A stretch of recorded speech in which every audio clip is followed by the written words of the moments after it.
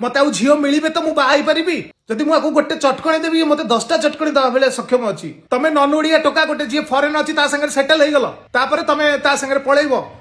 पैसा नहीं कि मोटू पलैब मु कहीं तुमको पैसा देवी जदि तुम पैसा दरकार आस कंप्रोमाइज कर बस कथा हुआ एत बड़ अमाउंट मो पकई दौच घर तुम बापा करते वर्ष भितर मुझे इनकम करी कौन कर प्रकृत में जदि तुम ठीक सोशल मीडिया सॉल्यूशन दबनी